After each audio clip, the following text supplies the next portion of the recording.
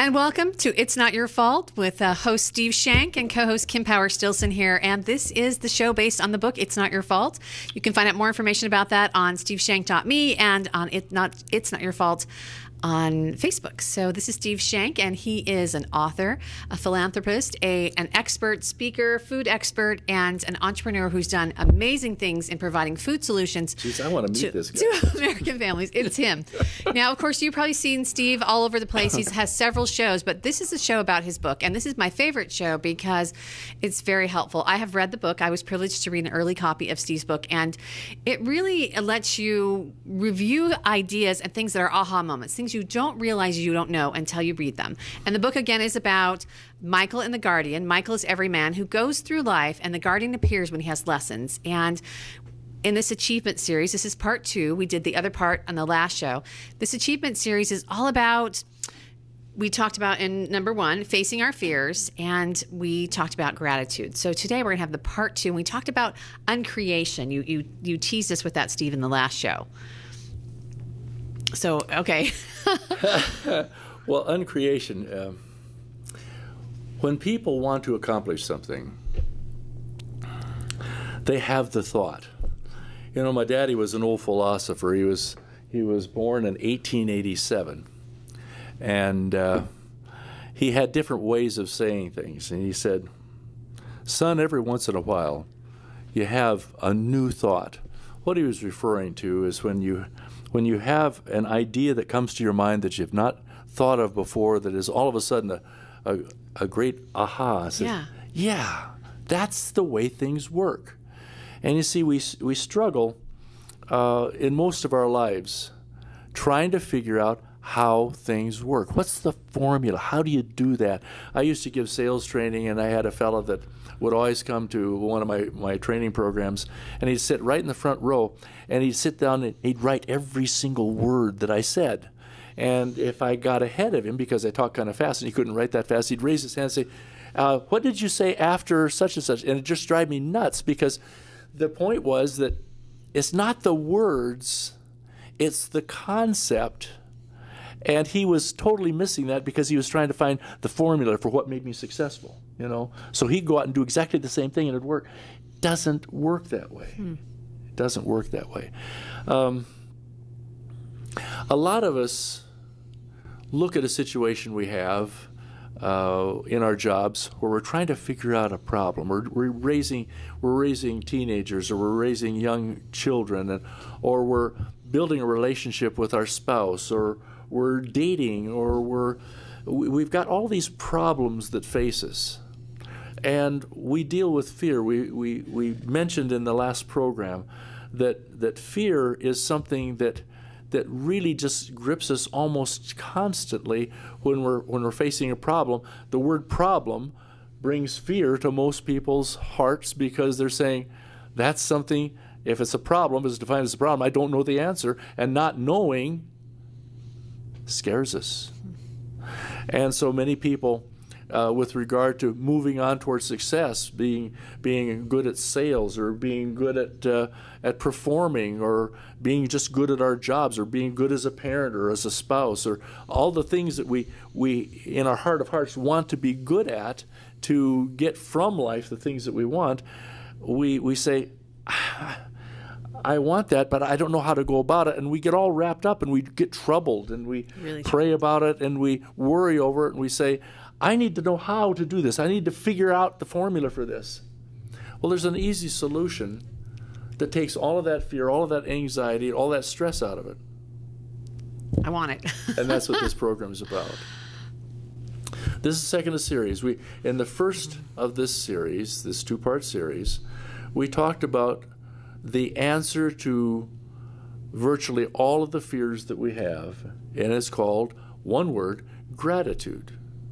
We mentioned in that program that you can't think of arrogance and gratitude at the same time. You can't think of failure and gratitude at the same time. You can't think of depression and gratitude at the same time.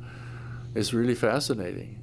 If you think of that fear that you have right now, if you're out there and you're late on your car payment, the house payment still needs to be made, and you have to sell one more widget to just make it, and you don't know how you're going to do that tonight, sit down, stop thinking about how you're going to do that, and sit down and say, I am grateful for what I have. The opportunity to be able to go out and sell a widget and make my car and my house payment. I'm grateful for my little wife that's depending on me to do that. I'm grateful for the children that I've been given to guide and raise and to teach the things that I'm about to learn, because if I don't learn, I'm going to make the house payment. You know, that type of thing. And if you go through the gratitudes that we talked about in section 1, then here's the key to creation. What you do is you think of all the things you're troubling over. Put them on a list. The things that you need answers to. The problems that you need solved. The things that you want to achieve. The things that you want. This, in the normal vernacular, is referred to as a goal list. I hesitate to use the word goal because it's bantered around a lot, and most of the people that make goal lists or tell you how to make goal lists don't have a clue as to how this works.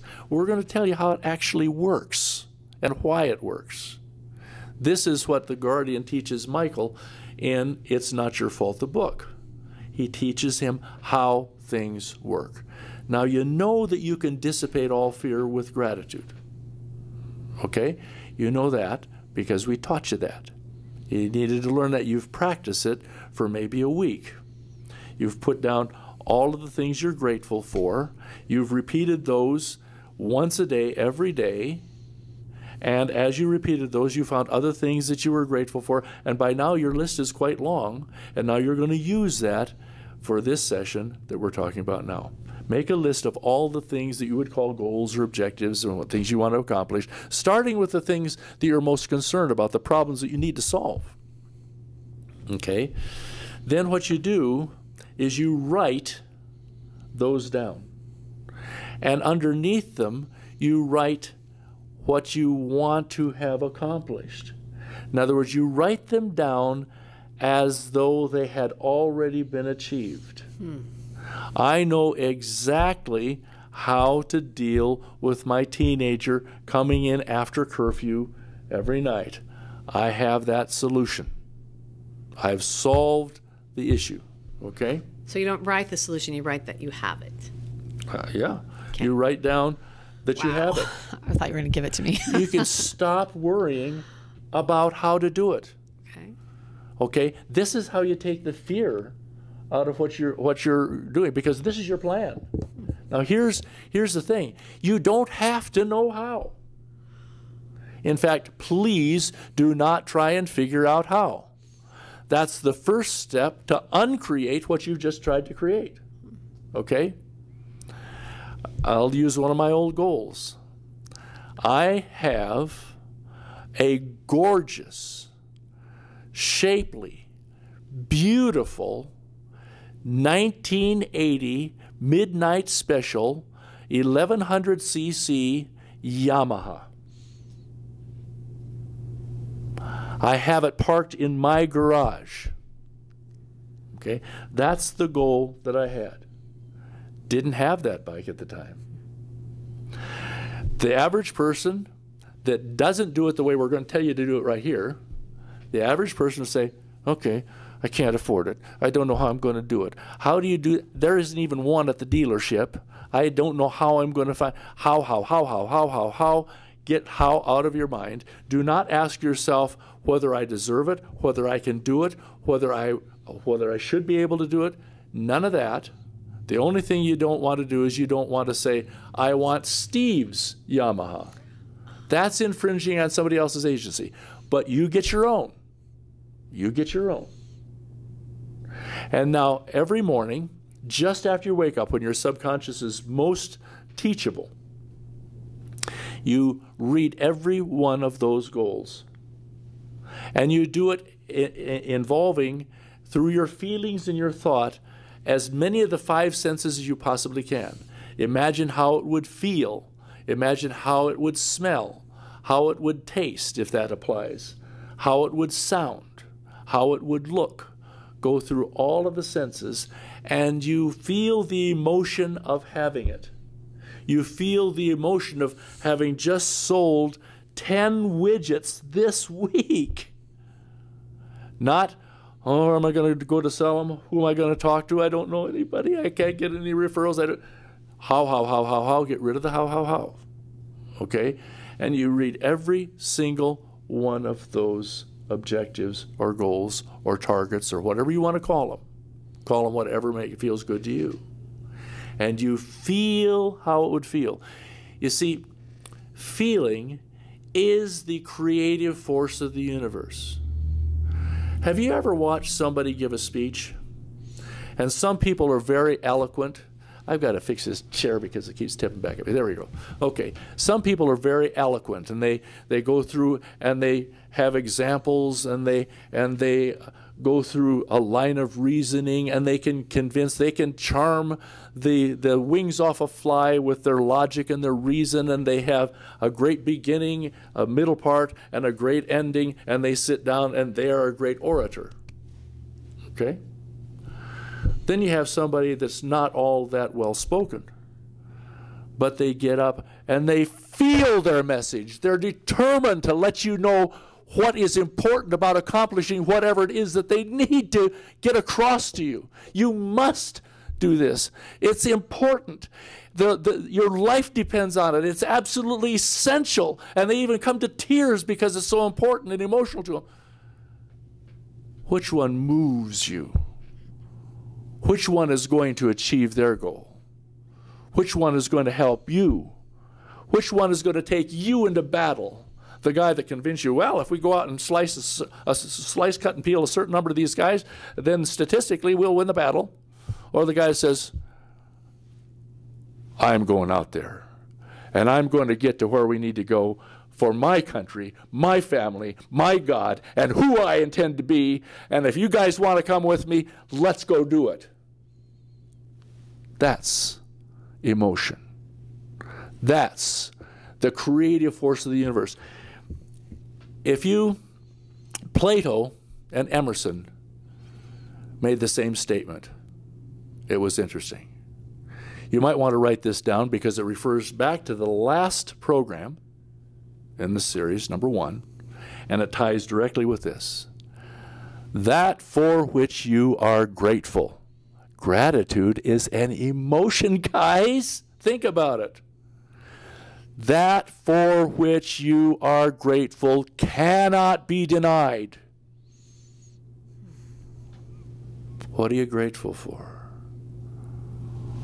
I'm grateful for that 1980 Yamaha motorcycle. It's okay to be grateful for that and to see myself riding it. In fact, I did that, and for my birthday, 1 year later,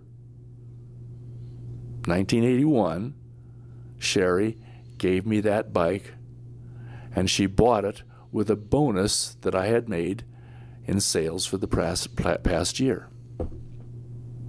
Didn't know how it was going to happen. Doesn't matter. And so you see, you can take the fear, the how, don't know how, the uncertainty. They say that many people suffer from the paralysis of analysis. They go out there and they want to achieve something, but they analyze. Let's see, how do I do this? I don't know how to start. I don't know where to begin. I don't know who I talk to. I don't know where I'm going to get the money. I'm not going to. My wife says I can't do it. My relatives say I can't do it. It can't be done. Nobody's ever done it before. All the reasons why not. Uncreate. And so guess what, guys? Make your list. Be grateful for each one of those goals. Create the emotional power that creates it. And if you have any doubts, immediately jump over to your gratitude list and list all of the things that connect with that for which you're grateful. And you can't possibly doubt and be grateful at the same time. And bingo, you just have the key that no one has ever heard before, to my knowledge, of how to keep from uncreating the creation of establishing your objective, your goal, and emotionally creating it, and never asking how or worrying about the fear of how you're going to achieve it. Because when the worry or the fear or the doubt comes up, you just say, I'm grateful for the fact that I have the gift of gab. I'm grateful for the fact that I have this goal. I'm grateful for the fact that I have the strength to go out and knock on one more door, or go to one more interview or go to one more rehearsal, whatever it is. I'm grateful for this and this and this until your fears are gone and the uncreation is gone, and you can again see yourself every morning just after you wake up, and every night, even after you've said your prayers, just before you go to bed. Do not allow yourself to say, I'm too tired tonight, you just uncreated. Don't allow yourself to be undisciplined. Create. I'm thankful for this. In fact, many people, after they've said their basic prayers, if you're a praying type, and I suggest you might want to try that, it works. At the end of that, they pray through their goals. I'm grateful for the gift of the strength to have this beautiful job that I'm working at. I'm grateful for the answer to how to raise this teenage son or daughter. I'm grateful for how to help my little boy that is crippled feel comfortable around his friends and be socially acceptable. I'm grateful for the fact that I have transportation until I get my new whatever. And this, oddly enough, will magnificently work every single time, just as sure as I'm sitting here looking ugly. Steve, that was amazing. We're going to hear more from Steve Shank on the It's Not Your Fault show after this brief commercial break.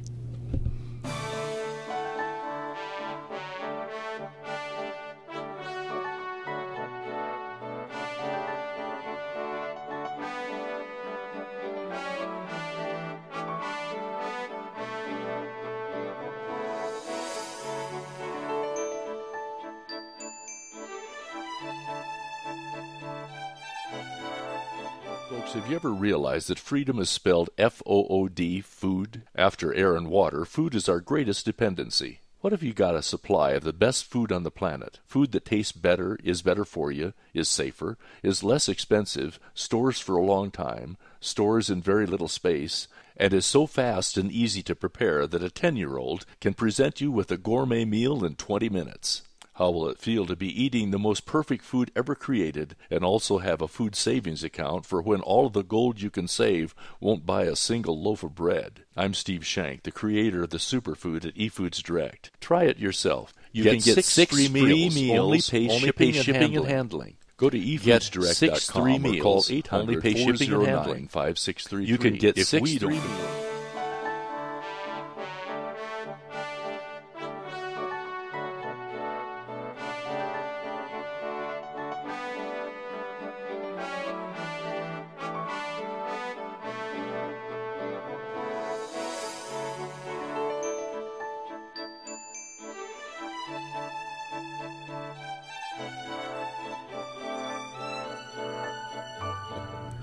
And welcome back to It's Not Your Fault, hosted by Steve Shank and co-hosted by Kim Powers-Stilson.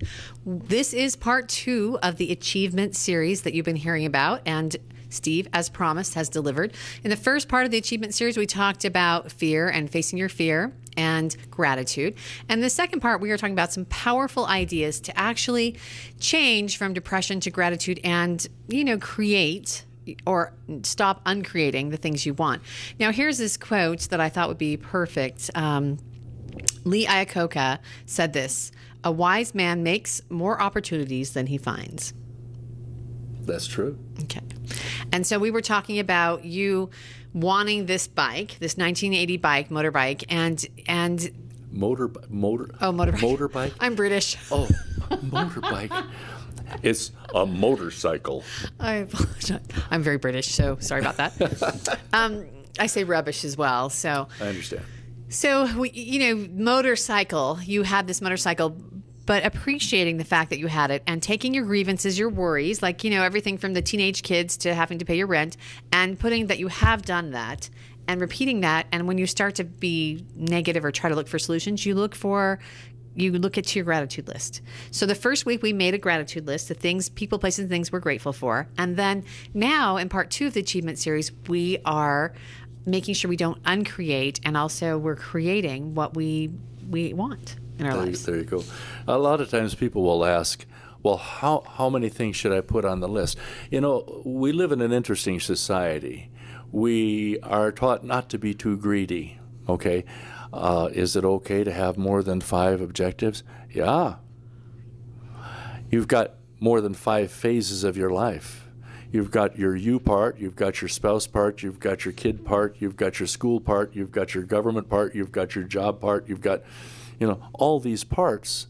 And like the old chicken advertisement, parts is parts, but the fact is that you have to have something going for each one of these. What area, just think of all of the areas that your life touches that you would like to accomplish something. Anything where you've got an anxiety, set an objective. So if you have like car troubles or something, then would you pick a car that just runs, or would you pick the car you really want?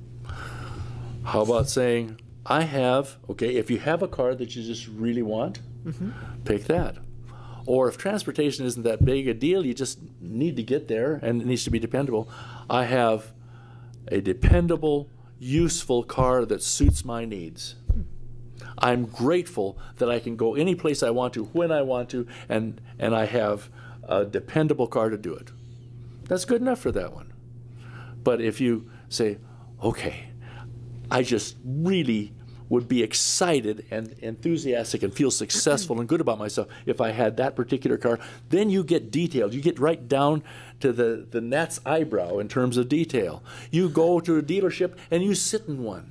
You feel how it feels. So when you go back and go through it in your mind, you can experience the smell. You can remember the smell. So now you can add a couple more of the senses to it. And the more emotion, the more sense you put into it, the quicker it will come. You see, if everyone did this perfectly without any uncreation, we very simply would be dangerous. People, every single soul on the planet is a phenomenal creator. And the fact is that you ask me the question, why don't I have just everything I want just when I say it? You would. You could. There are masters who can do that. If you want to read some of the weirdo stuff that I've read from time to time, that other people would think you're nuts for reading, so don't tell them you read it. But anyway, there are people who have done phenomenal things. The great masters who have meditated and gone on the 40-day fast and things like that, similar to the Savior, have just done phenomenal things. But the fact is, the reason that we don't instantly have that motorcycle sitting right there, we are that creative, is the fact that we don't really believe we can do it. And we maybe don't feel worthy, or we don't feel like we. Yeah, I can say, well, I know I can have that motorcycle sitting right there, and all of a sudden it goes poof. No, it's not, because neither one of us really believe that I can do that. I can say it, I can act it, but you see what you're doing with your affirmations is the term that they use. I don't like the term because it smacks too much of all the other goal-setting types of things. But the fact is, by catching your subconscious when it's most open, when you've just awakened, when you're suggestible, when all of the avalanche of troubles of the world haven't hit you, all of a sudden you're filling your subconscious mind with all of the emotion and feelings of having accomplished all of these things and experiencing those. And how does that start your day? And as soon as you have a little bit of a negative, you hit the gratitude list and burn that sucker out. And so then at the end of the day, you've said your prayers. You're at the end of the day. You've solved all the problems. You've done everything you can do. And you've still got that little annoying thing, oh, darn, I've got to do that thing tomorrow, and I don't look forward to it. I've got to confront that guy and fire his butt or whatever you're going to do. And then you go back and say, but I'm grateful for, I'm grateful for, I'm grateful for. And then you go through your objective list, being grateful and feeling every single one of those things. It might take you a half an hour, it might take you 20 minutes, I don't know. Depends on how long your list is. But don't limit yourself. If you say, well, I think I can accomplish 5, but I don't know about all the rest of the stuff, what'd you just do? Uncreate. Do you believe it or not? Try it. You'll like it. It works. It's the system. But the beautiful key is anytime you start feeling an uptight, hit the gratitudes immediately. And if you don't have an objective on your goal list or objective list that covers the issue that you're feeling stressed about, get it on there. So you can stop thinking how. Because you can say, okay, I'm really stressed about, if you're a teenager, you got to go in and talk to a teacher about a test that you want to retake or whatever. You're stressed about it, you're worried about it. Write it on your goal list. The outcome of talking to Mrs. Schwartz about my test, she has let me take it over again, and I've got an excellent grade, and I'm so excited because I'm now going to pass math, and this is just, it makes me feel good. I'm grateful for the fact that things worked out well with my math test.